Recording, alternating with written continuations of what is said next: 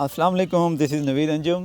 आज आप लोगों के साथ एक इम्पॉर्टेंट व्लॉग के साथ हाज़िर हुआ हूँ and it's about detailed guidance of university recommended MEXT Japanese government scholarship. आप पहले से जानते हैं कि this is one of the most prestigious scholarships in the world. और क्योंकि मैं ख़ुद यूनिवर्सिटी रिकमेंडेड चैनल के थ्रू यहाँ पे आया हूँ जापान में, और यहाँ पे मैं पीएचडी कर रहा हूँ, तो I thought better to convey and better to guide you people as well. तो जो आज का मेरा व्लॉग है, ये जो लेक्चर है, ये जनरल बेसिस पे जो मैंने गाइडेंस जो मैं आज आप लोगों को देने लगा हूँ। और जो जो कैंडिडेट भी किसी भी यूनिवर्सिटी में, अगर यहाँ जापानीज़ यूनिवर्सिटीज़ हैं मैक्स बेसिस के ऊपर अप्लाई करना चाह रहा होगा, तो इस लेक्चर से वो गाइडेंस ले सकता है। मगर इसके साथ साथ ही आरिफ भाई और मैं एक प्रॉपर सीरीज़ के साथ जो है ना अपीयर होने लगे हैं कि यूनिवर्सिटी वाइज जो भी मैक्स की जो स्कॉलरशिप हैं, जो यूनिवर्सिटी एडवर्टाइज़ करेगी, लॉन्च करेगी मैक्स स्कॉलरशिप, तो हम जो है ना उनके ऊपर डिटेल्ड व्लॉग्स बनाएंगे सेपरेट, हर यूनिवर्सिटी का अलहदा से, और गाइडेंस देंगे हम यूनिवर्सिटी बेसिस के ऊपर के उनकी जो इम्पोर्टेंट डेट्स हैं वो क्या हैं, उनकी जो एप्लीकेशन कब भेजनी है और डेडलाइंस क्या हैं उनकी, और उनकी जो यूनिवर्सिटीज़ के जो डिपार्टमेंट्स हैं वो कौन कौन से डिपार्टमेंट्स करवा रही है, किन किन डिपार्टमेंट्स में है जो है ना ये मैक्स स्कॉलरशिप ऑफ़र कर रहे हैं वो यूनिवर्सिटी वाले, वो यूनिवर्सिटी जो जापान में मौजूद हैं। तो फर्दर जो है ना अब मैं मूव करता हूँ अपने इंपॉर्टेंट व्लॉग की तरफ। इस व्लॉग को, इस लेक्चर को मैंने बेसिकली ये जो मैंने गाइडेंस आज तैयार की है, इसको मैंने सेगमेंट्स में डिवाइड कर लिए आप लोगों की आसानी के लिए, ताकि आप इजीली इसको अंडरस्टैंड कर सकें। तो मैंने बेसिकली आज के अपने लेक्चर को 9 सेगमेंट्स में डिवाइड किया है। फ़र्स्ट ऑफ़ ऑल जो मैं इंट्रोड्यूस करूँगा मैक्स जो कि है university recommended Japanese government scholarship, इसको मैं इंट्रोड्यूस करूँगा कि इसका एक ओवरव्यू भी दूंगा आपको, और ये भी बताऊंगा कि इसमें कितनी नंबर ऑफ़ सीट्स ऑलमोस्ट होती हैं पाकिस्तान के लिए स्पेसिफ़िकली, और कितना सेकंड जो सेगमेंट है वो है कि स्टाइपेंड जो है स्कॉलरशिप की जो अमाउंट, काफ़ी सारे स्टूडेंट्स का ये अहम पॉइंट होता है कि कितनी अमाउंट होती है, और इसके क्या क्या जो है ना और साथ साथ ये देते हैं, मतलब है जैसे एयर फेयर वगैरह या दूसरी चीज़ें जो एक्सपेंसेस जो होते हैं उनके हवाले से वो पूछना चाह रहे होते हैं। थर्ड सेगमेंट में मैं बताऊंगा कि एलिजिबिलिटी क्राइटेरिया क्या है, कि कौन कौन स्टूडेंट्स, कौन कौन से जो है ना एलिजिबल हैं इस university recommended MEXT Japanese government scholarship के लिए। और जो फोर्थ सेगमेंट है वो है मैं इंपॉर्टेंट डेट्स बताऊंगा, और फिफ्थ पे रिक्वायर्ड डॉक्यूमेंट्स कौन कौन से होंगे, और उसके साथ साथ सपोर्टिंग डॉक्यूमेंट्स कौन कौन से होंगे। और इसके साथ साथ जो छठे सेगमेंट में जो मैंने डिवाइड किया सेगमेंट को, वो है जी जनरल गाइडलाइंस, जो कि मैं बताऊंगा, जो कि फ्रीक्वेंटली आस्क्ड क्वेश्चंस होते हैं इस यूनिवर्सिटी रिकमेंडेड स्कॉलरशिप जो है, इसके हवाले से काफ़ी सारे स्टूडेंट्स हमसे पहले पूछ भी चुके हैं। इस वजह से मैंने उसको एक प्रॉपर सेगमेंट में डिवाइड कर लिया है, और मैं गाइडेंस दूंगा कि कैसे इन चीज़ों को टैकल करना है। सातवें सेगमेंट में मैं बताऊंगा कि जो जब स्क्रीनिंग आपकी हो जाती है, इनिशियल जो यूनिवर्सिटी आपको फाइनल एक शॉर्ट लिस्ट करती है आपके एप्लीकेशन बेसिस के ऊपर, तब आपका जो इंटरव्यू वगैरह वो लेती है, वो सेगमेंट मैंने अलग किया है 7वें नंबर पे। 8th पे जो है ना जब यूनिवर्सिटी आपको रेकमेंड कर देती है आपकी जो उसके इंटरव्यू के बाद, तो तब जो है ना जब प्लेज साइन करना होता है और जो डॉक्यूमेंट ज़रूरत होते हैं, उसको मैंने सेगमेंट को एक डिवाइड किया, उस चीज़ पे मैं गाइड करूँगा आपको।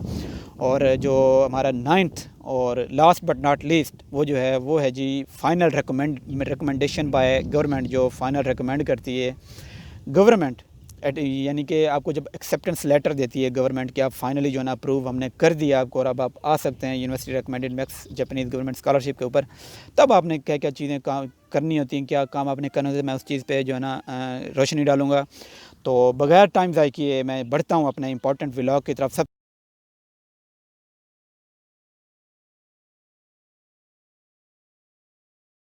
पहले मैं गाइड करूँगा, पहला जो मैंने सेगमेंट आपको बताया है अभी पहले मैं मेंशन कर गया हूँ, वो है जी introduction of university recommended MEXT Japanese government scholarship. MEXT असल में जो है ये इनका एक इदारा है असल में, बेसिकली जो दोनों वेज़ में सपोर्ट करता है, स्कॉलरशिप प्रोवाइड करता है एम्बेसी वालों को भी और यूनिवर्सिटी रिकमेंडेड चैनल के थ्रू भी। ये है जी ministry of education, culture, sports and technology. ये इसको इन जापानीज़ इसको मोम्बोको का गोशो भी बोलते हैं, स्कॉलरशिप का ये नेम है, इस वजह से ये मशहूर है। और ये 2 चैनल्स के थ्रू जो है ना स्कॉलरशिप ऑफ़र करते हैं, एम्बेसी वाला भी, यूनिवर्सिटी वाला भी। सबसे पहले तो मैं आपको बताता चलूँ कि it's one of the most prestigious scholarships in the world.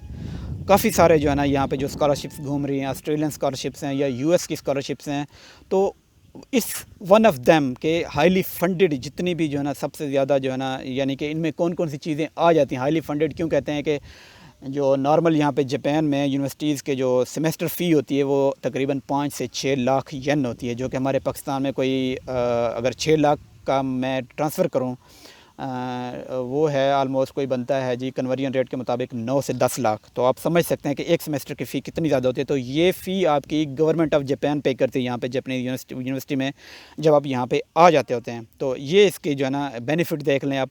इसके साथ साथ जी जो सीट्स होती हैं इसकी नेक्स्ट यूनिवर्सिटी रिकमेंडेड की ये होती हैं कोई तकरीबन जो लास्ट टाइम हमारी पाकिस्तानी जो सिलेक्ट हुए हैं पिछले साल में वो तकरीबन कोई 30 से 40 कैंडिडेट्स मास्टर्स और पीएचडी को मिला के ये अपीयर हुए हैं और फाइनल हुए हैं और जापान में एंटर हुए थे, मौजूद हुए थे।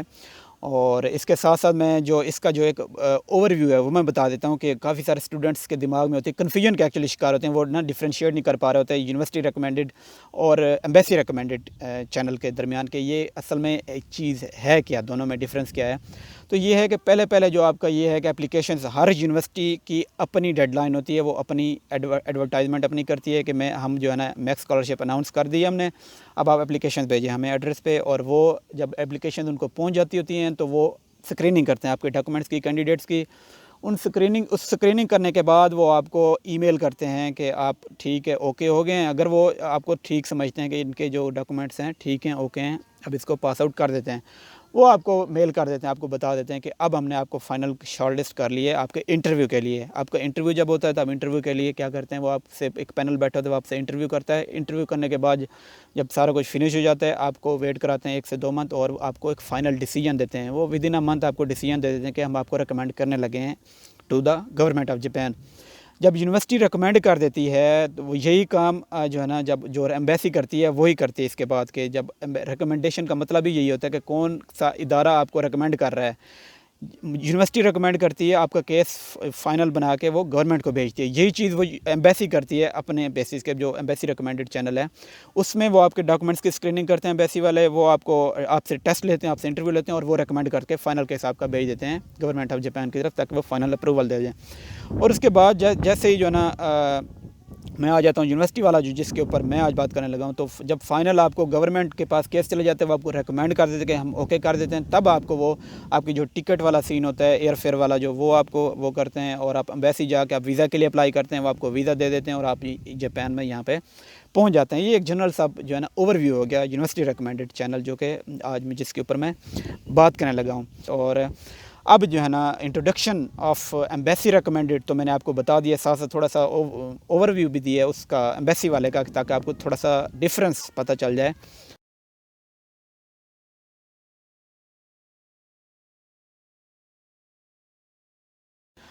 सेकंड सेगमेंट पे आते हैं बगैर टाइम ज़ाया किए कि इसका जो स्कॉलरशिप स्टाइपेंड है, स्कॉलरशिप अमाउंट है वो कितना है।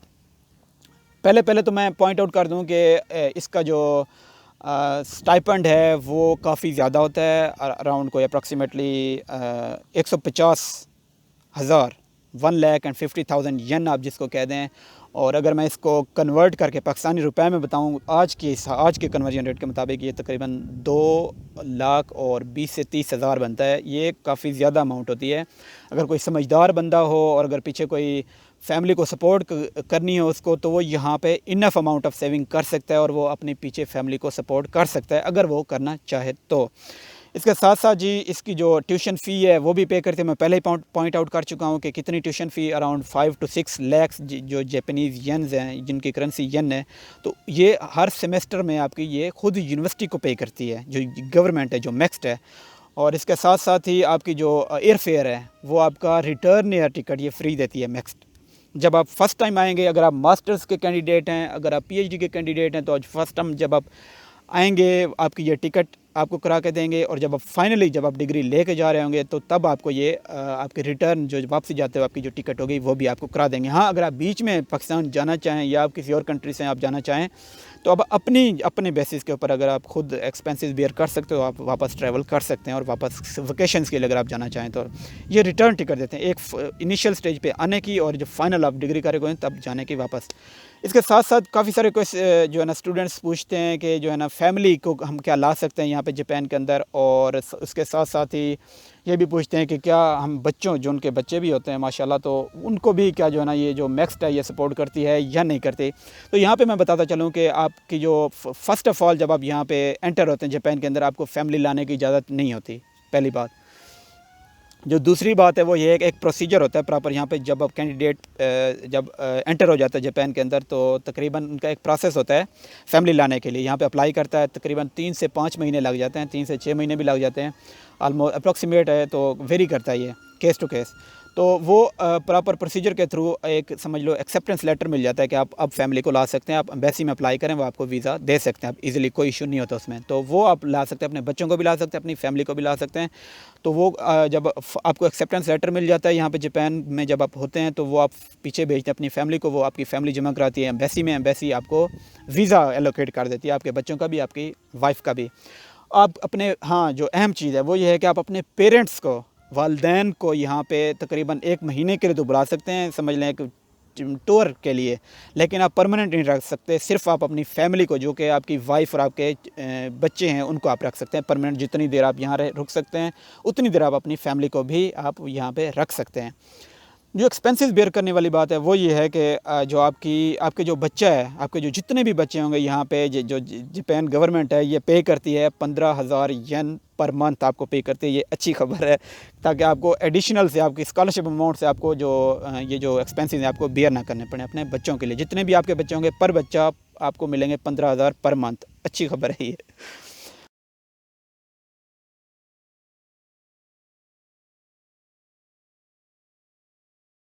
इसके साथ साथ जो है ना, अब मैं चलता हूँ अपने थर्ड सेगमेंट की तरफ।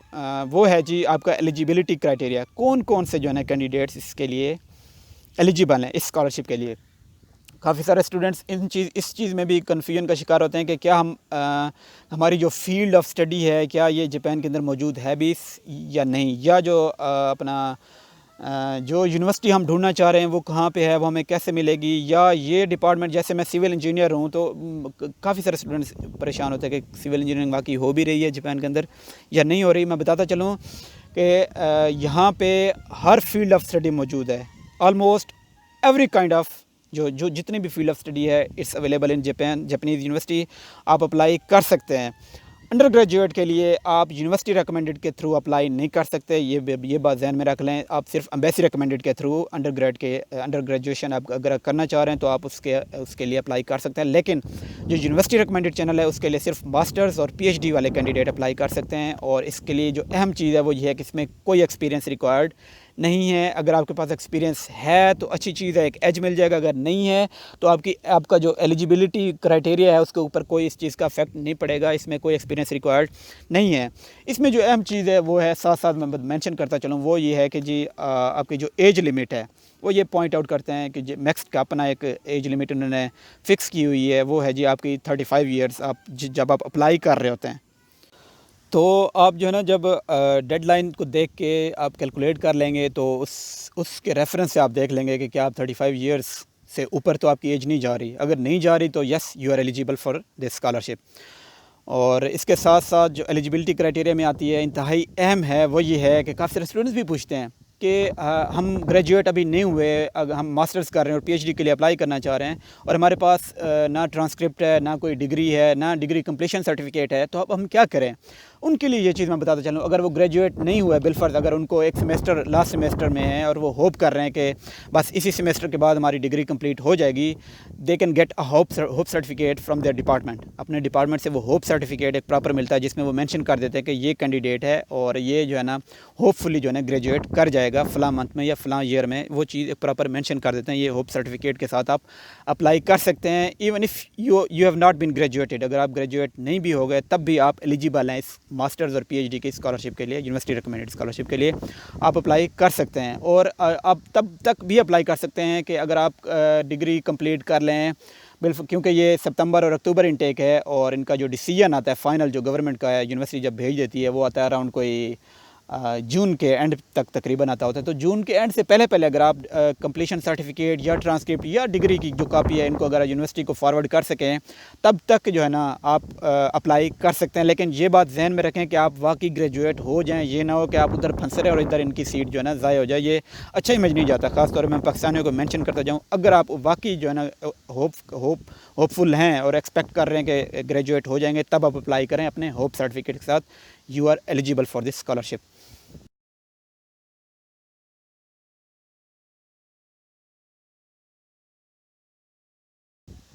चौथे सेगमेंट में मैं आता हूँ, वो है जी हमारा इम्पोर्टेंट डेट्स कि कब ये स्कॉलरशिप आती है। डेट्स के वाले से मैं बताता चलूँ कि ये नॉर्मली हर यूनिवर्सिटी के ऊपर डिपेंड करता है और ये वेरी करती है यूनिवर्सिटी टू यूनिवर्सिटी। नॉर्मली जो इनकी जो मैक्स स्कॉलरशिप जब ये ऐड इन देते हैं यूनिवर्सिटी, हर यूनिवर्सिटी, वो आपकी जो स्टार्ट होना शुरू होती है फ्रॉम द मंथ ऑफ अगस्त। जब अगस्त स्टार्ट होता है तब जो है ना जो यूनिवर्सिटीज़ हैं अपनी जो मैक्स स्कॉलरशिप है वो अनाउंस करना शुरू कर देते हैं कि अब आप हमें एप्लीकेशन सेंड करें ताकि हम आपको फ़र्दर आपकी स्क्रीनिंग करें और आपको फ़र्दर रिकमेंड करें। हमारी जो सैतामा यूनिवर्सिटी की जो ऐड आती है वो ऑलमोस्ट कोई अगस्त में आ जाती होती है और जो लास्ट डेट टू अप्लाई होती है वो इन नवंबर होती है। और इसी तरह बाकी यूनिवर्सिटी जो यहाँ पे हैं, जो टोक्यो के सराउंडिंग में या दूसरी जो भी हैं, वो वेरी करती हैं। वो सितंबर से भी उनकी जो ऐड आती है वहाँ से स्टार्ट करते हैं और अक्टूबर में भी आती है, नवंबर में भी इनकी जो ऐड्स आती हैं ये चलती रहती हैं। ये हर यूनिवर्सिटी की अपनी डेट होती है, इसलिए आप ख़ुद हर यूनिवर्सिटी को अपनी नज़र में रखें। उनकी जो वेबसाइट्स हैं ऑफिशियल, उनको प्रॉपर आप विज़िट करते रहें, चेक करते रहें और उनसे उनको देखते रहें कि कब इनकी जो अनाउंसमेंट होती है कब होती है, उसको नज़र में रखें।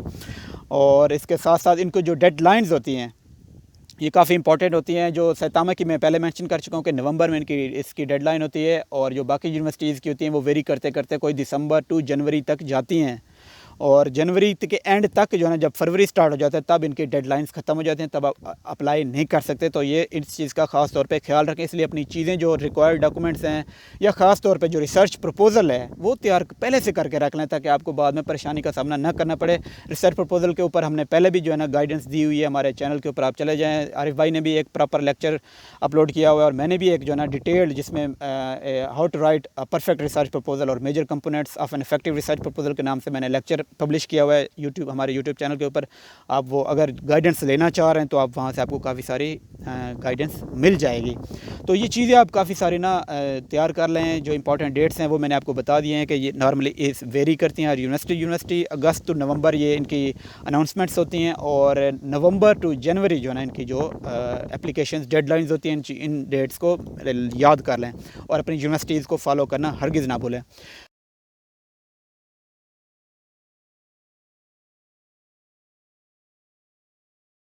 फिफ्थ सेगमेंट जो है वो है जी क्या है, वो है जी रिक्वायर्ड डॉक्यूमेंट्स जो आपने भेजने होते हैं। इंतहाई अहम जो है ना है वो मैं बता देता हूँ आपको। सबसे पहले मैंने अपना जो एप्लीकेशन फॉर्म है वो मैंने एक निकाला हुआ है और मैं साथ साथ जो है ना बताता जाऊँगा कि कौन कौन सी इनमें गाइडेंस जो दी हुई है उनमें मेंशन किया हुआ है कि कौन से रिक्वायर्ड डॉक्यूमेंट्स है। पहले आपने क्या करना होता है, जब भी किसी यूनिवर्सिटी की स्कॉलरशिप अनाउंस होती है मैक्स की, आप पहले तो उसका एक ना गाइडलाइंस भी साथ उन्होंने दी हुई होती है। आप उस गाइडलाइन को फॉलो करें, उसमें एक प्रॉपर ऐड दी हुई होती है कि कौन कौन से डॉक्यूमेंट्स रिक्वायर्ड हैं और कैसे इस एप्लीकेशन जो उन्होंने अटैच की होती है, फॉर्म उन्होंने बाकायदा दिए होते हैं, फॉर्म ए, फॉर्म बी, फॉर्म सी जो उन्होंने फिल करवाने होते हैं, वो उन्होंने ये भी पॉइंट आउट किया होता है कि इसको कैसे फ़िल करना है। काफ़ी सारे स्टूडेंट्स पूछते भी हैं कि हमने इसको डिजिटली फ़िल करना है यानी टाइप करके करना है या हमने बाय हैंड रिटन जिसको कहते हैं हमने उस तरह करना है। तो मैं पहली बात तो ये है कि अगर पहले तो चेक करें कि आपकी जो गाइडलाइंस उस स्कॉलरशिप की है एप्लीकेशन की उसमें मेंशन किया हुआ है कि नहीं किया हुआ। अव्वल तो उन्होंने मेंशन किया होगा आपने हैंड रिटन करना है या आपने इलेक्ट्रॉनिकली फ़िल करना है या आपने यानी कि अपने पीसी में टाइप करके एप्लीकेशन को फ़िल करना है। अगर पॉइंट आउट नहीं भी किया हुआ, मेंशन नहीं किया हुआ, तो मैं रिकमेंड करूँगा कि आप उस एप्लीकेशन को फ़िल करें टाइप करके, ना कि आप हैंड रिटन। क्यों? सबसे पहले तो ये है कि आपको फ्यूचर रिकॉर्ड पर्पज़ के लिए आपका ये काम आ जाएगी। दूसरा ये है कि जब आप इंटरव्यू में अपीयर होंगे आपके पास चीज़ें जो आपने लिखी होंगी अपनी एप्लीकेशन में आपको एक बार रिव्यू करने का मौका मिल जाएगा। आप उसको चीज़ों को देख सकेंगे और आपके पास फ्यूचर का रिकॉर्ड आपके पास सेफ़ रहेगा। ये चीज़ होगी कि आपने कैसे अपनी एप्लीकेशन को फ़िल करना है, तो कोशिश करें उसको आप टाइप करें और अपने पास रिकॉर्ड सेव रखें। और साथ साथ अब जो एप्लीकेशन है उसका मैं एक थोड़ा सा ओवरव्यू दे देता हूँ कि इसमें कौन कौन सी चीज़ें जो है ना आपने इनपुट करनी है, कौन सी चीज़ आपने फिल करनी है। डिटेल में ज़्यादा नहीं जा रहा है, क्योंकि जब हम हर यूनिवर्सिटी की अपनी जो है ना, जब आप स्कॉलरशिप को हम गाइड करेंगे, गाइडेंस देंगे अपने चैनल के थ्रू, उनमें हम आपको कैसे बताएंगे कि कैसे कैसे आप सारा एप्लीकेशन फॉर्म फिल करना है, कैसे कैसे चीज़ों को लेके चलना है। लेकिन ओवरव्यू में दे देता हूँ कौन कौन सी एप्लीकेशन फॉर्म में चीज़ें मौजूद होती हैं, और साथ इसमें कौन से सपोर्टिंग डॉक्यूमेंट्स हमें साथ सबमिट करने होंगे जब हम यूनिवर्सिटी को भेजेंगे। सबसे पहले तो ये है कि इसके साथ जो चीज़ें हैं वो कहते हैं कि जो आपको जो एप्लीकेशन फॉर्म्स हैं वो ड्यूली फिल्ड और साइंड होने चाहिए। जब एप्लीकेशन फॉर्म फिल कर लें उसको आप साइन करना हरगिज़ मत भूलें। ठीक हो गया। इसके साथ साथ और जो 7 डॉक्यूमेंट रिक्वायर्ड होता है वो है जी आपका जो photo taken with in the last 6 months. कोशिश करें जो आपकी पुरानी तस्वीर है वो बिल्कुल भी ना लगाएं, और जो आपका वो होता है फर्स्ट जो आपकी पिक्चर होती है वो आप स्टेपल कर दें, वो ज़्यादा बेहतर। अगर उन्होंने मेंशन कुछ भी नहीं किया होता, आप गम से पेस्ट भी कर सकते हैं, कोई ऐसा इशू नहीं है। अगर उन्हें पॉइंट आउट नहीं किया तो आप स्टेपल भी कर सकते हैं, और आप उसको पेस्ट भी कर सकते हैं। उसके साथ आपकी जो समरी है, आपकी जो एसेज हैं जो कि आपके एप्लीकेशंस के साथ होते हैं, वो आप इंक्लूड कर सकते हैं इन एप्लीकेशन फॉर्म के अंदर। आपसे वो प्रपोज़ल जो है ना, जो इनिशियली स्टेज पे इस एप्लीकेशन के साथ डिमांड करते हैं, वो आप विद इन द एप्लीकेशन आप उसको फिल आउट करते हैं कि आपकी प्रीवियस फील्ड ऑफ स्टडी क्या थी, आपकी जो फ्यूचर आप अपना जो रिसर्च कंडक्ट करना चाह रहे हैं वो आपकी क्या होगी, वो आप इसी एप्लीकेशन के अंदर इन्होंने ब्लैंक्स बनाए हुए हैं, फॉर्म पेज इन्होंने स्पेस एलोकेट की हुई है बाकायदा, वहाँ पे आप इस चीज़ों को रख सकते हैं। और आपकी एंड के ऊपर जो इसके एप्लीकेशन के साथ साथ जो चीज़ आती है एप्लीकेशन के अंदर ही, वो आज आपकी आ जाती है जी आपकी रेज्यूमे। आपकी ना एक तो होती है ना, आप सेपरेट आप सीवी अपनी बनाते हैं, और एक होती है कि यहाँ इन्होंने एप्लीकेशन के अंदर ही एक आपकी जो पर्सनल इन्फॉर्मेशन है, आपकी डेट ऑफ बर्थ होगी, आपकी नेशनलिटी होगी, आपका रिलीजन हो गया, या कोई और चीज़ें इसी तरह पर्सनल आपकी इन्फॉर्मेशन की इन्होंने एक कंसाइज सा ना रेज्यूमे की एक प्रॉपर एक पेज बनाया हुआ है, उसमें आप अपनी चीज़ें फिल करते हैं। ये तो है ना आपके एप्लीकेशन के अंदर की चीज़ें जो है ना, जो आपने इसके अंदर लगानी है और लिखनी है। इसके साथ साथ इसके अंदर की चीज़ें आपको अगर कोई रिसर्च एक्सपीरियंस है या कोई बाहर का फील्ड का एक्सपीरियंस है, आपने वो इसमें फिल करना है। आपकी जो अपनी इन्फॉर्मेशन है, नेम, मिडल नेम, जो आपके पासपोर्ट के मुताबिक होगा, कोशिश करें पासपोर्ट आप पहले से ही अपना बनवा के रख लें ताकि आपको बाद में मुश्किल ना हो। उसके साथ आपका एक्सपीरियंस, आपका रेफरेंस आपसे पूछते हैं कि कौन कौन सी चीज़ें हैं। और अब जो एडिशनल जो सपोर्टिंग डॉक्यूमेंट्स जो ज़रूरत होते हैं इस एप्लीकेशन के साथ, वो मैं बता देता हूँ आपके कौन कौन से ज़रूरत होते हैं। जो कि हमारा सेगमेंट का इंतहाई अहम जो है ना जो चीज़ है वो ये है कि ये मांगते हैं जी आपकी जो एकेडमिक ट्रांसक्रिप्ट्स हैं जितनी भी हैं, आप उनको जो, या आपके आप मास्टर्स के लिए अप्लाई करें तो आपकी अंडर ग्रेजुएशंस की होंगी, और आपकी मैट्रिक की होंगी, एफएससी की होंगी, तो आप उनकी सारी जो ट्रांसक्रिप्ट्स होंगी आप वो साथ भेजेंगे एप्लीकेशन के। कोशिश करें अटेस्ट करवा लें।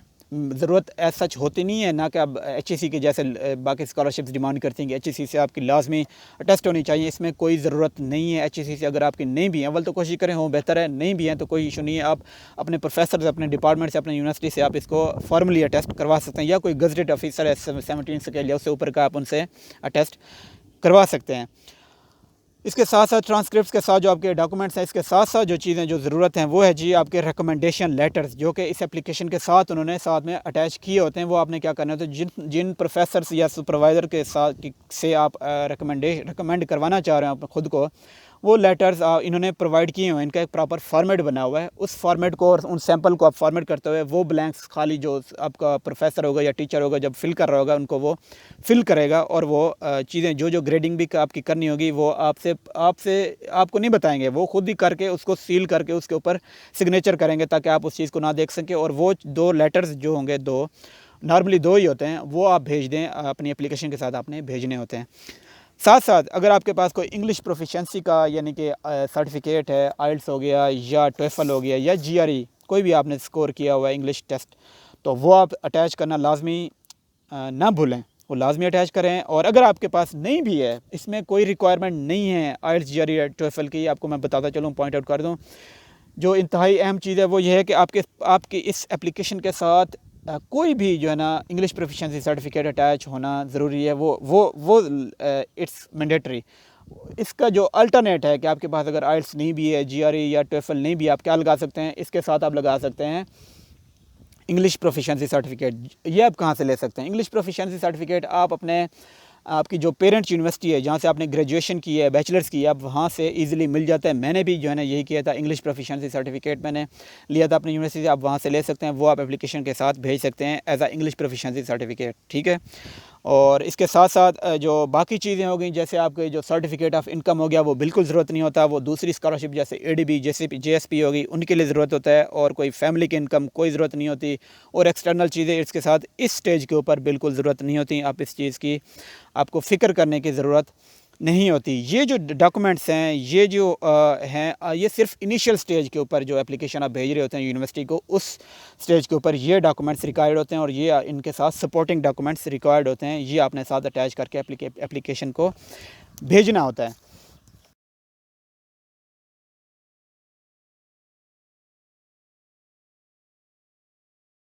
ये डॉक्यूमेंट्स के साथ जब आप भेज देंगे, तो इन भेजने से पहले जो है ना, जो कुछ चंद चीज़ें जो कि मैंने अपने सेगमेंट को सेपरेट भी किया हुआ है, वो है जी जनरल गाइडलाइंस। मैं आपको 6 सेगमेंट है हमारा, वो मैं पॉइंट आउट कर देता हूँ। काफ़ी सारी क्वेश्चंस हमें स्टूडेंट्स की तरफ से भी आते हैं। ये एक्चुअली फ्रीक्वेंटली आस्क्ड क्वेश्चन जो FAQs होते हैं, ये स्टूडेंट्स हमसे जो है ना काफ़ी दफ़ा पूछते हैं, तो वो मैं पॉइंट आउट कर दूँ कि कौन कौन सी चीज़ें हैं।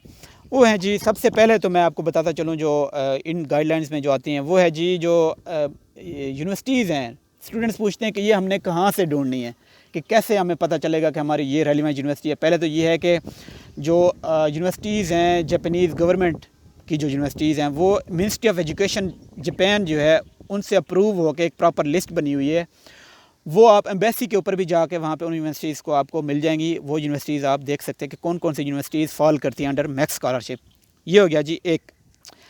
दूसरी जो चीज़ है वो है कि आपने कैसे अपनी फ़ैकल्टी को ढूंढना है। तो वो है कि आप पहले जो है ना देखें कि आपसे कौन सा रिलेटेड प्रोफेसर यहाँ पे जापान के अंदर मौजूद है, जो आप फील्ड ऑफ रिसर्च आपकी है। आप बिलफर्ज मैं सिविल इंजीनियर हूँ, मैं हाइड्रोलिक इंजीनियरिंग फील्ड से ताल्लुक़ रखता हूँ, तो मैं कौन सी यूनिवर्सिटीज़ को हिट करूं, तो मैं देखूंगा कि कौन से ऐसे प्रोफेसर हैं जिन्होंने रिसर्च पेपर्स जो है ना मेरी फील्ड ऑफ स्टडी से पब्लिश किए हुए हैं, मैं उनको फॉलो करूंगा। फिर उनकी यूनिवर्सिटीज़ को देखूंगा कि कौन कौन सी यूनिवर्सिटीज़ जो है ना में वो पढ़ा रहे हैं या वो टीच कर रहे हैं, कौन सी लैब्स जो है ना ऐसी हैं जो मेरी मैं अगर सुनामी मिटिगेशन फील्ड से ताल्लुक़ रखता हूँ, तो मैं ये ढूंढता कि भाई कौन कौन सी ऐसी लैब्स हैं जो लैब्स इस फील्ड ऑफ स्टडी को कवर कर रही हैं और रिसर्च जो है ना कंडक्ट हो रही है इस फील्ड ऑफ स्टडी से, इस रिसर्च फील्ड से मुतालिक। तो इस तरह आप जाके अपने जो आपके जो प्रोफेसर्स हैं उनको ढूंढ सकते हैं। आप डायरेक्ट गूगल जो सबसे बेहतरीन सर्च इंजन है, वहाँ से भी आप यूनिवर्सिटीज़ को सर्च आउट कर सकते हैं, कौन सी लैब्स जो है ना मौजूद हैं, कौन सी ऐसी यूनिवर्सिटीज़ हैं जिनमें ये लैब्स मौजूद हैं, तो वहाँ से भी आप जा सकते हैं। इसके साथ साथ जी कोई काफ़ी सारे स्टूडेंट्स ये भी पूछते हैं क्या हमें एक्सेप्टेंस लेटर की ज़रूरत होती है, जो कि एक्चुअली मैं बताता चलूँ कि यूनिवर्सिटी रिकमेंडेड चैनल के थ्रू आपको एक्सेप्टेंस लेटर की ज़रूरत नहीं पड़ती। एक्सेप्टेंस लेटर की ज़रूरत पड़ती है आपको एम्बेसी रिकमेंडेड चैनल के थ्रू। अगर आप अप्लाई कर रहे हैं वहाँ आपको एक्सेप्टेंस लेटर की ज़रूरत पड़ती है, और आप अपने जो एक्सेप्टेंस लेटर वो अपने प्रोफेसर को अप्रोच करने की कोशिश करते हैं। आप अपने जो प्रोफेसर है उनको अप्रोच कर सकते हैं, कोई इशू नहीं है इसमें कि आपने लाजमी अगर आप एम्बेसी के थ्रू अप्लाई कर रहे हो तभी आप अप्रोच करें। आप वैसे भी अप्लाई कर सकते हैं, और अप्रोच कर सकते हैं अपने प्रोफेसर को जो रेलिवेंट हो, जिस यूनिवर्सिटी में आपने अप्लाई किया हो। तो उसके लिए इंपॉर्टेंट क्या है, जो ईमेल आप करते हैं, सबसे पहले मैं जो चीज़ अहम है वो मैं बताता चलूँ कि आप कोशिश करें कि आप जो ऑफिशियल ईमेल आईडी हो आपकी वो यूज़ करें। आपकी इंस्टीट्यूशनल ईमेल आईडी जैसे होती है आप वो यूज़ करें। आप उनको अप्रोच करने के लिए आपका जो सब्जेक्ट है, जो आप ईमेल करते हैं अपने जो सुपरवाइज़र होते हैं या टीचर जो अब्रॉड में बैठे होते हैं, ईमेल जो है ना उसका सब्जेक्ट कम्प्रीहेंसिव होना चाहिए, शॉर्ट होना चाहिए और अट्रैक्टिव होना चाहिए, कोशिश करें। और एक जो है ना कोई फजूल सी चीज़ें उसमें मेंशन करने की ज़रूरत नहीं है। खाली सिंपल से अपना इंट्रोडक्शन कराएं, अपनी प्रोफाइल बताएं और बताएं कि हम आपसे जो है ना आपके अंडर सुपरविजन अपनी मास्टर्स करना चाह रहे हैं या PhD करना चाह रहे हैं, तो हमें काइंडली जो है ना आपसे मज़ीद अगर आप हमसे कुछ चीज़ हमारे रिसर्च के हवाले से डिस्कस करना चाहें तो आई विल बी अवेलेबल। तो इस तरह की चीज़ें आप मेंशन कर सकते हैं अपने ईमेल में। लेकिन ये लाजमी नहीं है कि आप जो है ना ईमेल के थ्रू आप उनको अप्रोच करें, इट्स नॉट नेसेसरी। हाँ, अगर आप चाह रहे हैं कि आप उनको पहले से आइडिया हो जाए, आपको आइडिया हो जाए, या आप उनसे कांटेक्ट करने की कोशिश कर रहे हैं तो आप उनको कर सकते हैं। जो आप एप्लीकेशन भेजते हैं वो आप ईमेल के थ्रू नहीं भेजते। जब आप ये जो डॉक्यूमेंट्स आपके तैयार हो चुके हैं तो आपने ये बाय पोस्ट, जैसे हमारी TCS हो गई, हमारी जो पाकिस्तान की अपनी हो गई, गवर्नमेंट की पोस्ट ऑफिस हो गया, उसके थ्रू आप भेज सकते हैं। कोई और है तो आप उस सर्विस के थ्रू आप इनको बाय पोस्ट भेजते हैं। ये चीज़ ध्यान में रख लें। आपको सॉफ्ट फॉर्म में डॉक्यूमेंट्स भेजने की इस स्टेज के ऊपर ज़रूरत नहीं पड़ती। कैंडिडेट्स की प्रोफाइल बहुत ज़्यादा मैटर करती है, ये चीज़ ध्यान में रख लें। अगर पब्लिकेशंस हैं तो आपके जो नंबर ऑफ़ चांसेस हैं सिलेक्शन के वो बढ़ जाएंगे। इसके साथ साथ जो पॉइंट है वो है जी, अगर आपके पास नहीं है पब्लिकेशंस, नो प्रॉब्लम, आप अपनी प्रोफाइल मज़ीद किस तरह बेहतर कर सकते हैं, रिसर्च प्रपोज़ल पे फोकस करें, उसको बेहतर से बेहतर बनाएं ताकि आपकी जो पब्लिकेशंस जो नहीं है, जो गैप वहाँ से रह गया, आप इसको फिल कर सकें। स्टूडेंट्स पूछते हैं कि जो हमारा जीपीए का क्राइटेरिया इन्होंने मैक्स ने अपना एक रखा हुआ है कि हम कैसे जो है ना पता करें, चेक करें कि हम एलिजिबल हैं कि नहीं है जीपीए बेस के ऊपर। तो वो ये है कि इन्होंने एक फ़िक्स किया अपना क्राइटेरिया, वो है जी 2.3 आउट ऑफ 3 स्केल। कैसे आपने कन्वर्ट करना है, हमारा जो नॉर्मली होता है वो जीपीए होता है जी 4 टोटल जो हमारा जीपीए होता है, तो हमारा तो 4 होता है, तो इन्होंने अपना रखा हुआ है टोटल जो मैक्सिमम वो उन्होंने 3 के ऊपर रखा हुआ है। इन्होंने जी जो फार्मूला हमें दे दिया वहाँ से हम कैलकुलेट कर सकते हैं, वो है जी 2.3 आउट ऑफ 3 इन्होंने जो दिया हुआ है। हम कैसे कैलकुलेट करेंगे मैं आपको बता देता हूँ सिंपल से। वो ये है कि जितना आपका जीपीए हो उसको 4 से डिवाइड करके आपका जो भी रिज़ल्ट है उसको मल्टीप्लाई कर दे, आपका जो उन्होंने 3 जो उन्होंने मैक्सिमम मैक्स ने रखा हुआ है, आप उसको कैलकुलेट कर सकते हैं अपने जीपीए को कि अगर 2.3 से ऊपर हुआ तो जो रिज़ल्ट आएगा तो आप एलिजिबल हैं, आप अप्लाई कर सकते हैं इस नेक्स्ट स्कॉलरशिप के लिए। अदरवाइज़ अगर 2.3 से नीचे है तो I am sorry, you are not eligible. Research proposal के ऊपर आप फोकस लाजमी करना ना भूलें और कोशिश करें आपकी जो, अगर आप मास्टर्स के लिए अप्लाई कर रहे हैं, आपकी जो लिंक करेंगे वो लाजमी अहम चीज़ है अपनी बैचलर्स की रिसर्च और मास्टर्स को जो आप रिसर्च प्रपोज कर रहे होंगे, जो आपका रिसर्च प्रपोज़ल होगा, कोशिश करें आपकी जो आपका प्रपोज टॉपिक है उसको लिंक करें अपना आपका जो पिछला है। अगर आप पीएचडी के लिए अप्लाई कर रहे हैं तो आप अपने पिछले अगर बैचलर्स में कोई काम किया है वो ज़्यादा बेहतर है, और अगर आपने मास्टर्स के लिए कोई रिसर्च की हुई है तो आप लिंक करें आपका जो प्रपोज टॉपिक ऑफ रिसर्च है पीएचडी के लिए, वो अफेक्टिवली काम कर देता है। और कोशिश करें जो आपका रिसर्च प्रपोज़ल बनेगा, जो आप टॉपिक आप चूज़ करेंगे वो न्यू होना चाहिए, इनोवेटिव होना चाहिए, और जो समझ लें कि कुछ ऐसे भी जो है ना टॉपिक्स को जहन में रखें, डोमेन को ऐसी जो जिस यूनिवर्सिटी में आप अप्लाई कर रहे हो, आप जिस प्रोफेसर को अप्रोच कर रहे हो वो उस डोमेन पे काम कर रहे हो, ये चीज़ देख लें। आपको कुछ रेलिवेंट पेपर्स पढ़ लें, तब आप जो है ना अच्छा और बेहतर और इफेक्टिव रिसर्च प्रपोज़ल बना सकते हैं। मैंने प्रॉपर गाइडलाइन भी दी हुई है, आरिफ भाई ने दी हुई है, उस पे जाके आप अपनी जो वो है इफेक्टिवली जो कैसे बनाते हैं अपना रिसर्च प्रपोज़ल, आप उसको देख सकते हैं। इसके साथ साथ जो कुछ ऐसी यूनिवर्सिटीज़ हैं जैसे क्योतो, एक या दो ही हैं मैक्सिमम ना जापान के अंदर यूनिवर्सिटीज़ जो कि आइल्स मांगती हैं, और बाकी कोई यूनिवर्सिटी यहाँ पे जापान के अंदर आइल्स नहीं मांगती। सिर्फ प्रोफिशिएंसी सर्टिफिकेट के साथ आपका जो है ना जो काम है वो इजीली आपका चल जाता है। ये थी हमारी जो जनरल गाइडेंस जो मैं पॉइंट आउट करना चाहता था कि कौन कौन सी फ्रीक्वेंटली आस्क्ड क्वेश्चन स्टूडेंट्स की तरफ से आते हैं, तो वो मैंने पॉइंट आउट कर दिए हैं। और इसके साथ साथ मज़ीद भी अगर आपके कोई ऐसे क्वेश्चंस हैं, आप जो है ना वीडियो के नीचे कमेंट्स के फॉर्म में आप मुझसे पूछ सकते हैं, हम आपको जो है ना प्रॉपर उसका आंसर करेंगे।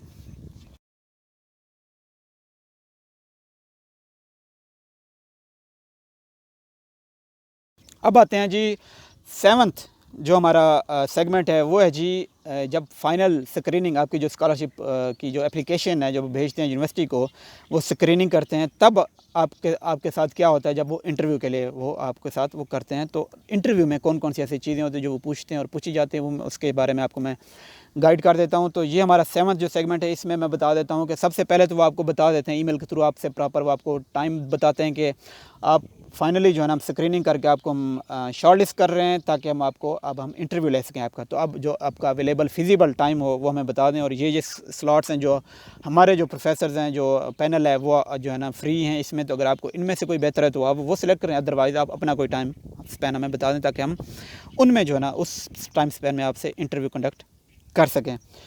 तो वो जब आपका इंटरव्यू होता है, जब आप फाइनल डेट दे देते हैं, स्काइप बेस्ड नॉर्मली 2 तरह के जो है ना क्या कहते हैं इंटरव्यूज़ होते हैं कंडक्ट ना।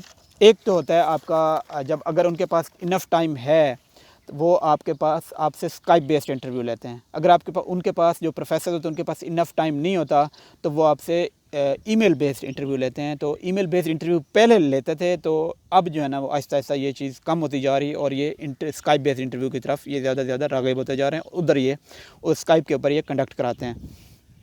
सब पहले मैं बता देता हूँ, ये ब्रीफ सा जो है ना ओवरव्यू दे देता हूँ कि ईमेल बेस्ड इंटरव्यू में कौन सी चीज़ें पूछी जाती हैं, कैसा होता है। आपको ईमेल आती है एक जो है ना, वो आपको पहले तो बता देते हैं कब हमने आपसे इंटरव्यू लेना है। तो अब उसके बाद जो है ना ये क्या करते हैं जी, आपको ईमेल में आपको ऑलमोस्ट अप्रॉक्सीमेटली 1 घंटा देते हैं और उसमें नॉर्मली 3 क्वेश्चन आपसे पूछते हैं। नॉर्मली ज़्यादा भी पूछ सकते हैं, लेकिन मैं आपको जनरल सा आइडिया दे देता हूँ कि 3 क्वेश्चन पूछते हैं। इनमें फ़र्स्ट ऑफ़ ऑल ये आपसे टेक्निकल कोई क्वेश्चन आपका पूछते हैं। टेक्निकल से मुराद ये है कि आपने जो टॉपिक प्रपोज़ किया है, आपका जो रिसर्च प्रपोज़ल है, उसमें से आपसे ये कर सकते हैं। और ये वो करेगा बंदा जो आपका एक्सपेक्टेड सुपरवाइज़र होगा, याद रखें। तो एक क्वेश्चन वो बंदा करेगा आपसे। दूसरा जो आपका होगा वो पैनल में से होगा, जो जनरल क्वेश्चन करेगा आपसे। वो पूछ सकता है जी कि हम क्यों आपको सेलेक्ट कर रहे हैं, वाई दिस स्कॉलरशिप, इस तरह के क्वेश्चन वो आपसे पूछ सकते हैं। थर्ड जो पैनल में से बंदा होगा वो आपसे पूछेगा जी सिचुएशन बेस्ड, जो ना सिनेरियो बेस्ड समझ लें। कोई भी आपको सिचुएशन देगा ना, वो सिर्फ आपका माइंड सेट आपका चेक करना चाह रहे होंगे कि क्या बाकी बंदा सिचुएशन अगर कोई ऐसी आ जाती है तो बंदा चीज़ों को टैकल कर सकता है या नहीं कर सकता, कि कैसे चीज़ों को डील करता है। वो बेसिकली आपको ना एक साइकोलॉजी आपकी जो है ना वो देख रहा होगा कि कैसे जो है ना चीज़ों को ये डील करता है। कोशिश करें कि कॉपी ना करें चीज़ों को गूगल से उठाने की कोशिश ना करें। वो पता चल जाता है जो है ना ये क्या करने की कोशिश असल में कर रहा है बंदा के। काफ़ी सारी बार जो है ना ऐसा हुआ भी है कि स्टूडेंट्स, मेरी अपनी जो है ना नॉलेज में काफ़ी सारे ऐसे स्टूडेंट्स हैं जिन्होंने जो है ना गूगल से कॉपी करने की कोशिश की और इनको प्रोफेसर्स को आगे पता लग गया था कि वाकई कॉपी कर रहे हैं, उन्होंने रिजेक्ट कर दिए थे कैंडिडेट्स को। तो सिंसियर रहें और वो बताएं कि जो वाकई आप हैं, जो काबिलियत आप में मौजूद है। ये ना हो कि आप कोई ऐसा झूठ बोल दें, ऐसी चीज़ें आप मेंशन कर दें कि जिसके बारे में आपको बाद में शर्मिंदगी उठाना पड़े। जब आप लैब में या जापानीज़ यूनिवर्सिटी में जब आप वहाँ पर जाके आप एंटर हों तो आपको ऐसी चीज़ों का सामना करना पड़े जो कि आपके लिए मुश्किल हों, और इन प्रोफेसर्स को भी ऐसा फ़ील हो कि आपने इंटरव्यू के दौरान उनसे झूठ बोला था। तो ये टू द पॉइंट रहें, और अगर वो डिटेल मांगते हैं तो आप उनको डिटेल बताएं उस चीज़ के बारे में। ये होता है नॉर्मली जो है ना आपका ईमेल बेस्ड इंटरव्यू। और जो दूसरा है स्काइप बेस्ड इंटरव्यू, जो कि आजकल चल भी रहा है, मोस्टली होता भी आजकल यही है, स्काइप बेस्ड। इसके ऊपर ये मैं बताता चलूँ कि सबसे पहले जो है ना आपने क्या करना होता है, जो अब स्टार्ट होता है आपका email based Skype based interview, उसमें आपने अपना इंट्रोडक्शन कराना होता है। आपने सेल्फ इंट्रोडक्शन कैसे होता है उसमें कोशिश करें ज़्यादा फजूल में कोई ऐसी चीज़ ना बताएं। अपना नाम बताएं और अपनी नेशनैलिटी बताएं कि आप किस मुल्क से हैं, और इसके साथ साथ अपनी प्रोफाइल बताएं। और बाकी पीछे जाने की कोई ज़रूरत नहीं है कि आपकी डेट ऑफ बर्थ क्या है, कौन सी, क्योंकि आपकी एप्लीकेशन तो उनके सामने पड़ी होती है। तो सिर्फ ये बताएं कि आपने जो है ना अपनी ग्रेजुएशन कहाँ से की, और आपने अगर कोई अचीवमेंट ऐसी है कि आप गोल्ड मेडलिस्ट हैं या आपने कोई ऐसी और अचीवमेंट की है, तो वो आप पॉइंट आउट कर सकते हैं अपने सेल्फ इंट्रोडक्शन में। लेकिन कोशिश करें कंसाइज रहें, ब्रीफ रहें और ज़्यादा उनका टाइम ज़ाय ना करें। हाँ, अब जो है ना जो अहम चीज़ है, अब जो उसमें आपके इंटरव्यू में स्काइप बेस्ड इंटरव्यू में आपसे पूछते हैं, वो ये है कि तीनों सवाल जो मैंने आपके ईमेल बेस्ड इंटरव्यू में भी बताए हैं कि वो है आपके 3 नॉर्मली होते हैं पैनल के अंदर बंदे। टेक्निकल बंदा मौजूद होता है, आपका जो जनरल जो आपका लेता है कोई इंटरव्यू वो मौजूद होता है, और आपका साइकोलॉजिकल जो है ना जो आपका अफेक्ट देखता है, जो चीज़ें देखता है साइकोलॉजिकली, वो बंदा एक बैठा होता है स्पेशली, वो आपसे क्वेश्चंस करता है। और ये नॉर्मली नहीं है कि जैसे मैंने आपको ईमेल में बताया था कि ईमेल में सिर्फ 3 क्वेश्चन होते हैं नॉर्मली। इसमें आपसे जितने वो क्वेश्चन पूछ सकते हैं, उनके पास एक स्लॉट होती है प्रॉपर आधे घंटे की होती है या 30 से 40 मिनट की होती है। उसमें वो जितने क्वेश्चन आपसे पूछ सकें आपसे वो पूछते हैं। तो उसके साथ साथ टेक्निकली जो बंदा होता है, टेक्निकल बंदा, वो आपसे रिसर्च प्रपोजल के बारे में पूछेगा कि आपने क्या, आपकी प्रीवियस फील्ड ऑफ स्टडी क्या थी, आपकी प्रेजेंट फील्ड ऑफ स्टडी क्या है, आपकी फ्यूचर फील्ड ऑफ स्टडी है, और आप ये क्यों कंडक्ट करना चाह रहे हैं। इसके साथ साथ वो आपसे ये भी पूछ सकता है कि इसका क्या फ़ायदा होगा, आपके कंट्री को क्या होगा। अगर आप पाकिस्तान से, आप जाहिर सी बात आपने ये पहले से सोच रखा होगा कि कैसे इस रिसर्च को जाके इंप्लीमेंट करना है आउटपुट को। और आपसे ये भी पूछ सकते हैं कि जब आप जापान में आना चाह रहे हैं तो जापान के लिए क्या फ़ायदेमंद होगी, ये आपकी जो रिसर्च आप कंडक्ट करना चाह रहे हैं क्यों इंपॉर्टेंट है, why this research work is important. और इसके साथ साथ आपका फ्यूचर प्लान भी वो आपसे पूछ सकते हैं कि जब आप ग्रेजुएट हो जाएंगे यहाँ से, जापान से, जापानीज़ यूनिवर्सिटी से, तो आपका फ्यूचर प्लान क्या है। ये काफ़ी चीज़ें अहम हैं और पहले से ये चीज़ें आप सोच के रखें। जनरल जो आपका पैनल जनरल बेसिस पे जो क्वेश्चन करेगा, वो आपसे ये इस तरह के क्वेश्चन पूछ सकता है कि वाई यू चोज़ जापान, कि आप जापान क्यों ना चाहते हैं, वाई वी चोज़ यू, कि हम क्यों आपको जो है ना सिलेक्ट करें। और इसके साथ साथ वो ये भी पूछते हैं कि वाई दिस मैक्स स्कॉलरशिप, ये मैक्स स्कॉलरशिप ही क्यों। तो ये इन चीज़ों के सवाल आप पहले से ढूंढ रखें कि यही स्कॉलरशिप क्यों, कि क्योंकि ये एक one of the prestigious scholarships है, और आप ही क्यों, क्योंकि आप एक एक्सेप्शनल स्टूडेंट, अपने आप को बताना है, जाहिर करना है। तो कोई ऐसी चीज़ ज़रूर बताएं जो कि उनको सेटिस्फाई कर सके एटलीस्ट। और जापान के बारे में काफ़ी सारी चीज़ें जो है ना आपको पता होनी चाहिए कि इनका जो ट्रेडिशंस हैं, नॉर्म्स हैं, कल्चर्स हैं और इनकी टेक्नोलॉजी है, इन चीज़ों के बारे में आपको आइडिया होना चाहिए। बेसिक ग्रीटिंग्स जो जापानीज़ लैंग्वेज है इसकी कुछ ना कुछ कम से कम आइडिया ले लें, वो जो है ना काम कर जाता है, वर्क कर जाता है। जो नॉर्मल ग्रीटिंग्स हो गई, जैसे हेलो को कोनिचिवा बोलते हैं, ये गुड मॉर्निंग को बोलते हैं ओहायो गुजाइमास, और दोपहर को अलहदा, ये शाम के सलाम को अलहदा, ये काफ़ी सारी ग्रीटिंग्स हैं इनके, हाउ आर यू या शुक्रिया, जैसे अरिगातो गुजाइमास, ये चीज़ें इनकी हैं नॉर्मल ग्रीटिंग्स, बेसिक सिंपल सी आसान सी, इनको लर्न कर लें, अच्छी, ये एक अफेक्टिव वे में जो है ना काम कर जाएंगे। कोशिश करें जो आपका इंटरव्यू हो उसमें कॉन्फिडेंट रहें। इंग्लिश इनकी भी जो है ना इतनी कोई हाई फाई लेवल की तो नहीं है, तो आपको इस चीज़ के बारे में घबराने की ज़रूरत नहीं है। तो आप कोशिश करें कि मिस्टेक्स ना करें, ग्रामर मिस्टेक्स ना करें, मिस्टेक्स को अवॉइड करें। और अगर आपकी इंग्लिश यानी कि स्लो भी है तो कोई ऐसा इशू नहीं है, लेकिन कॉन्फिडेंट होकर बोलें। जैसी भी आपको आती है, अव्वल तो आपकी इंग्लिश माशाल्लाह अच्छी ही होगी, नहीं भी आपकी अच्छी तो आप कॉन्फिडेंट होकर बोलें। और आपके जो आंसर्स होने चाहिए उस पर भी फोकस करें, कन्विंसिंग लाजमी होने चाहिए आपके आंसर्स, इस चीज़ पे आपने फोकस करना है।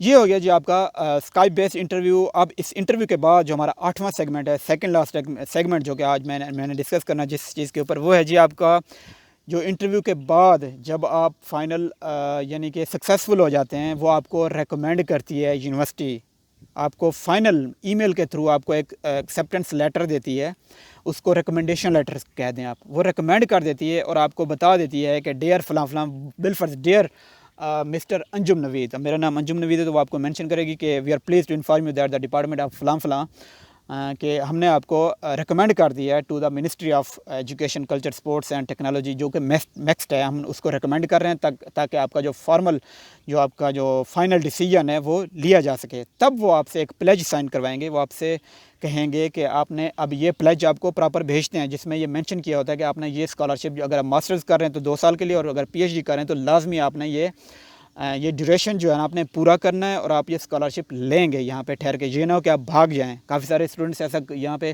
कर चुके हैं और नेगेटिव इमेज आता है। काइंडली अगर आपको कोई ऐसा चांस है कि आप वापस भागने की कोशिश करेंगे तो आप काइंडली मत आएँ।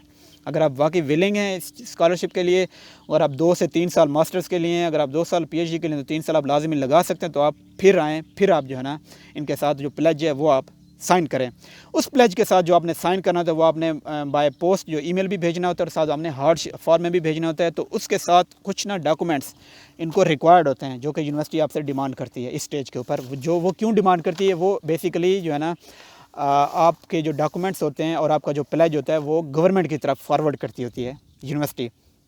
वो फॉरवर्ड इसलिए करती है कि वो आपका जो इनिशियल स्क्रीनिंग हो चुकी है वो आपकी फ़ाइनल स्क्रीनिंग तक ले जाएं और आपको फ़ाइनल अप्रूवल लेटर, जो कि एक्सेप्टेंस लेटर आपको गवर्नमेंट की ऑफ जापान की तरफ से मिलता है, वो ताकि आपको मिल सके। अब इस प्लेज के साथ साथ जो डॉक्यूमेंट्स रिक्वायर्ड हैं वो मैं मेंशन कर देता हूँ। जब यूनिवर्सिटी रिकमेंड कर देती है और प्लेज साइन आपके साथ डिमांड कर देती है, हार्ड फॉर्म में ये भी भेजने होते हैं, बाय पोस्ट भेजने होते हैं आपने ये।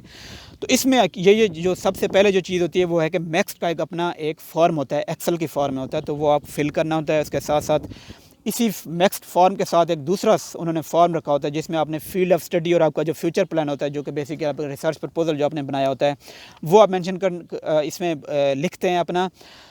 यहाँ पे पॉइंट आउट कर दूँ कि काफ़ी सारे स्टूडेंट्स पूछते भी हैं कि यहाँ पे हम ना परेशानी का शिकार हैं कि हम दूसरा रिसर्च प्रपोजल बनाएं, क्योंकि उन्होंने पहले जो है ना यूनिवर्सिटी रिकमेंडेड जब आप एप्लीकेशंस भेजी थी यूनिवर्सिटी को, उसमें उन्होंने अपने जो ब्लैंक्स उन्होंने दी होती उसमें उन्होंने प्रपोजल की जो प्रीवियस फील्ड ऑफ स्टडी थी या फ्यूचर प्लान था वो उन्होंने लिख दिया था। तो मैं बता दूँ कि वही चीज़ें यहाँ पर आप मैंशन कर सकते हैं, जो सेगमेंट उन्होंने पूछा हुआ है आप वही कॉपी पेस्ट भी कर सकते हैं जो कि आपने पीछे अपने एप्लीकेशन में लिखा होगा।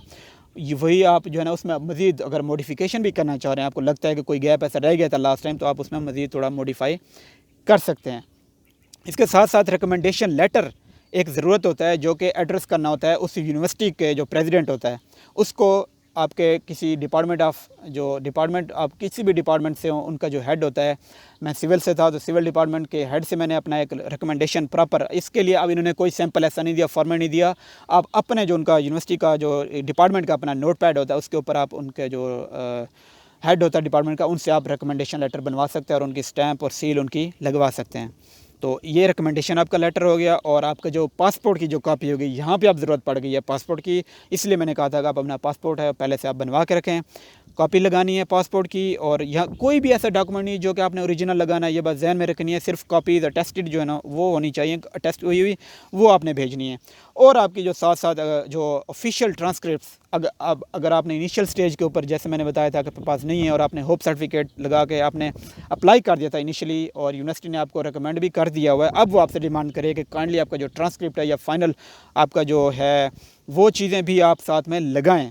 ठीक है, अगर आपसे दोबारा भी वो चीज़ें ऐसी हैं जो आपने ग्रेजुएशन सर्टिफिकेट्स या ट्रांसक्रिप्ट की कॉपी आपको लगाने के लिए कह रहे हैं, तो वो आप लाजमी मेंशन करें और अटैच करें आप उस नई एप्लीकेशन के साथ जो कि आपने प्लेज लेटर के साथ आपने भेजनी होती हैं। अब इस स्टेज के ऊपर वो आपके कोई सर्टिफिकेट ऑफ ग्रेजुएशन है या आपको कोई एक्सपीरियंस सर्टिफिकेट है, आप वो भी अटैच कर सकते हैं इस एप्लीकेशन के साथ। और आपका जो फ़ोटो है taken with in the last 6 months वो आप अटैच करें इसके साथ। आपकी जो समरी है मास्टर के थीसिस की, अगर आप पीएचडी के लिए अप्लाई कर रहे हैं तो आप मास्टर्स के थीसिस की समरी आप उसके साथ उसमें पेस्ट करें और लगाएं। और अगर आप मास्टर्स के लिए अप्लाई करें तो आपका जो बैचलर्स का ज़ाहिर सी बात एब्स्ट्रैक्ट होगा, आप उसकी समरी आप उसको उसमें पेस्ट कर सकते हैं या आप उसमें राइट कर सकते हैं। वो आपने एक अलहदा से यानी कि सेपरेट पेज के ऊपर आपने उसको लिखना है। सर्टिफिकेट ऑफ इंग्लिश प्रोफिशिएंसी जैसे आपने उधर लगाया था इनिशियल फेज़ के ऊपर एप्लीकेशन में, और इधर भी आपने वही सर्टिफिकेट ऑफ इंग्लिश प्रोफिशिएंसी आपने इसमें अटैच करना है। ये थे इसके जो ओरिजिनल डॉक्यूमेंट्स जो कि इस स्टेज के ऊपर प्लेज लेटर के साथ आपने भेजने होते हैं यूनिवर्सिटी को, जो कि आपकी यूनिवर्सिटी फाइनल जो है ना आपकी भेजती है ये गवर्नमेंट ऑफ जापान की तरफ।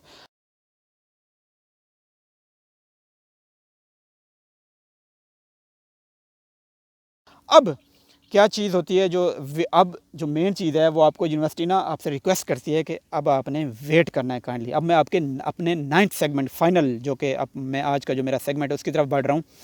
यूनिवर्सिटी आपको उसी टाइम रिक्वेस्ट कर देती है कि you need to please wait, कि आपको कितना ऑलमोस्ट कोई तकरीबन 3 से 4 महीने भी आपको वेट करना पड़ जाता है। तो काइंडली थोड़ा पेशेंस रखें और जब इनका गवर्नमेंट का फाइनल डिसीजन हो जाएगा हम आपसे खुद कांटेक्ट करेंगे, आपको बताएंगे कि फॉर्मली जो है ना गवर्नमेंट ऑफ जापान ने आपको रिकमेंड कर दिया है और एक्सेप्टेंस लेटर आपका ये है, और साथ में उस ईमेल में आपको एक रिकमेंडेशन लेटर भी भेजते हैं, एक्सेप्टेंस लेटर जो आपको साथ अटैच करते हैं। अब जो है जो फाइनल रिकमेंडेशन जो गवर्नमेंट जापान करती है वो ऑलमोस्ट कोई करती है आपको जून में करती है, नॉर्मली एंड ऑफ जून में करती है। यस, अगर एंड ऑफ जून तक भी आपका अगर नहीं हो पाता तो वो आपको स्टार्ट ऑफ जुलाई में जो है ना आपको फाइनली जो है ना आपका डिसीजन आपका ले लेती है वो डिसीजन जो है। तो जैसे ही जापानीज़ गवर्नमेंट अपना फाइनल डिसीजन ले लेती है आपको मतलब कि कर दिया जाता है, आपको इन्फॉर्म कर दिया जाता है यूनिवर्सिटी के थ्रू, उसी यूनिवर्सिटी के थ्रू जिसमें आप अप्लाई कर रहे होते हैं कि आप फाइनली जो है ना रिकमेंड हो चुके हैं और ये आपका एक्सेप्टेंस लेटर है जो कि जापानीज़ गवर्नमेंट ने आपके लिए दिया है। उस एक्सेप्टेंस लेटर की बेसिस के ऊपर आपको बताया जाता है कि अब आप जाएं अपना वीज़ा लगवाएं जापान के लिए। जापानीज़ एम्बेसी जो है हमारी इस्लामाबाद में भी है, कराची में भी इनके हैं सेंटर्स, तो वहाँ पे आप जाके आप अप्लाई करते हैं, पासपोर्ट जमा कराते हैं और उस एक्सेप्टेंस लेटर की कॉपी, और अगर कोई और साथ में कोई डॉक्यूमेंट रिक्वायर्ड होता है, एक दो चीज़ें होती हैं वो आप देख लें, कोई मेरे ख्याल में कोई सर्टिफिकेट होता है कोई शायद ग्रेजुएशन का या इस तरह का कोई, तो वो आप जमा कराते हैं, वो आपका वीज़ा लगाते हैं। वो लगाते हैं कोई तकरीबन कोई 15 से 20 दिन भी लग सकते हैं, 1 मंथ भी लग सकता है आपका वीज़ा लगने में। नॉर्मली ना वो आपको एम्बेसी में बुलाते हैं, वो आपको ख़ुद कंटेक्ट भी कर लेते हैं और आप ख़ुद भी कंटेक्ट कर सकते हैं उनसे, वो आपको रिस्पॉन्ड करेंगे और आपको कहेंगे कि आप फ़लाँ डेट्स में आप आ जाएं अपना वीज़ा लगवाने के लिए। नॉर्मली वो बुलाते हैं अगस्त के अंदर, क्योंकि ये सितंबर इनटेक होता है, सितंबर में आपने फ़्लाई करना होता है टुवर्ड्स जापान, तो अगस्त के अंदर जो है ना कोशिश करते हैं वो कि जो है ना आपसे पासपोर्ट और एक्सेप्टेंस लेटर जो भी चीज़ें हैं वो आपसे जमा कर लें एम्बेसी वाले। इसके साथ साथ ही पैरेलल टू दिस ये ना जो यूनिवर्सिटी है वो आपकी जो टिकट का जो सीन है वो भी क्लियर करती रहती है साथ साथ। जैसे ही ये जो जापानीज़ गवर्नमेंट है ये रिकमेंडेशन आपकी दे देती है फाइनल एक्सेप्टेंस लेटर, तो यूनिवर्सिटी वाले इस प्रोसेस को भी शुरू कर देते हैं कि कैसे टिकट का सीन करना है, और आपसे बाकायदा पूछते हैं कि कौन से जो है ना यहाँ पे नरिता एयरपोर्ट है और हनेदा एयरपोर्ट है यहाँ पे टोक्यो के अंदर, तो कौन से एयरपोर्ट पे आप आना चाहते हैं या ट्रैवल करना चाह रहे हैं, या आपका जो अपना जो एयरपोर्ट है कहाँ से आप ट्रैवल करना चाह रहे हैं। जैसे हमारे मुल्तान एयरपोर्ट हो गया, लाहौर का हो गया, या दूसरा किसी और इस्लामाबाद एयरपोर्ट, कहीं से भी आपको जो फिजिबल लगे आप वहाँ से ट्रैवल कर सकते हैं। सारे एक्सपेंसेस यहाँ पे ये जापानीज़ गवर्नमेंट बेयर करेगी, आपको इस चीज़ के लिए टेंशन लेने की कोई ज़रूरत नहीं। मैंने क्योंकि डीजी खान से ये ट्रैवल करना था, तो मैंने जो सबसे जो मुझे करीब तर जो है ना एयरपोर्ट जो पड़ता था वो मुझे मुल्तान पड़ता था, तो मैंने मुल्तान इंटरनेशनल एयरपोर्ट सेलेक्ट किया। तो उन्होंने मुझे दो टिकट दी थी उन्होंने मुझे। एक मुल्तान से मैंने लाहौर ट्रैवल किया था और दूसरा मैंने लाहौर से टुवर्ड्स टोक्यो, यहाँ पे मैंने जो मेरा एयरपोर्ट था हनीदा वो मैंने सेलेक्ट किया था। तो वो आपकी अपनी मर्ज़ी है, जो भी एयरपोर्ट आप सेलेक्ट करें, तो कोशिश करें जो आपको करीबी एयरपोर्ट आप उसको सेलेक्ट करें, प्रेफर करें, या आपको वहीं के टिकट करा के देंगे। इसमें कोई इशू नहीं है, सारे पैसे वो खुद पे करेंगे, आपको टेंशन लेने की ज़रूरत नहीं है।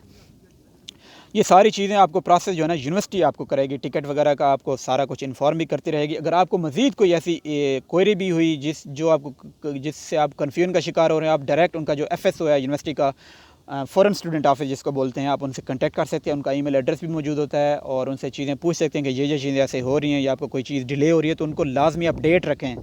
आप कोई भी ऐसी अगर मुश्किल आ भी जाती है, अल्लाह ना करे आ भी जाती है, तो आप उनको मेंशन करें कि ये चीज़ें आ रही हैं और ऐसे ऐसे चीज़ें लेके हम चल रहे हैं, और उनसे गाइडेंस भी लेते रहें। आप ले सकते हैं, कोई इशू नहीं है। और फाइनली जब आप उसके साथ साथ पैरेलल जो आप वीज़ा अप्लाई कर चुके होते हैं, तो वो आपको नॉर्मली जो है ना बाय द एंड ऑफ अगस्त या बाय द स्टार्ट ऑफ सितंबर, तो आपको आपका वीज़ा जो लग जाता है, आपको एम्बेसी खुद कॉल करती है, ईमेल करती है, बताती है। मेरा जो लगा था वो तकरीबन कोई 9 से 10 सितंबर को मुझे पासपोर्ट मिल गया था और मुझे मेरा वीज़ा लग गया था, और मैंने 19 सितंबर को जो है मैंने ट्रैवल किया था। आपसे एक्चुअली जो यूनिवर्सिटी है वो खुद पूछती है कि आप किस डेट को ट्रैवल करना चाह रहे हैं। ये आपके ऊपर है कि आप किस डेट में ट्रैवल करना चाह रहे हैं, कहाँ से करना चाह रहे हैं, आप डेट फिजिबल जो भी है।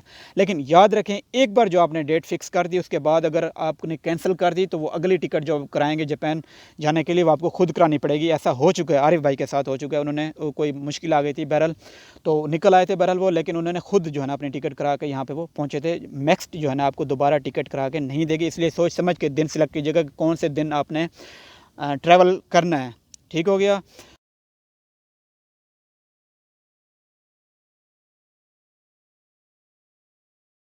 और इसके साथ साथ जो इम्पोर्टेंट चीज़ें अगर मज़ीद कोई ऐसी मुझसे रह गई हों और आपको मैं ना बता पाया हूँ, तो कोशिश करें कि कमेंट्स के फॉर्म में आप वीडियो के नीचे जो है ना आप कमेंट कर सकते हैं। आप हमसे अपनी क्वेरीज़ जो हैं वो पूछ सकते हैं।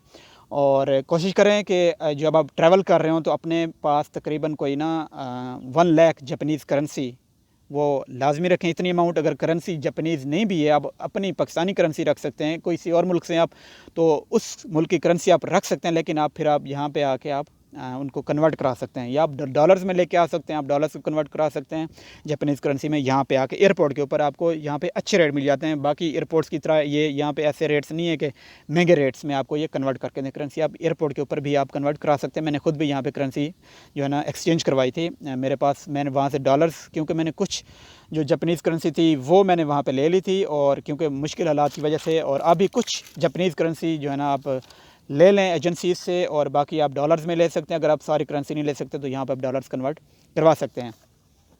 इसके साथ साथ ही जो है ना मुझे इजाज़त दें, हमारे चैनल को सब्सक्राइब करना हरगिज़ ना भूलेगा, ताकि इस तरह के मज़ीद इन्फॉर्मेटिव वीडियोज़ का सिलसिला हम जारी रख सकें। और अपनी दुआओं में मुझे याद रखिएगा। अल्लाह हाफ़िज़।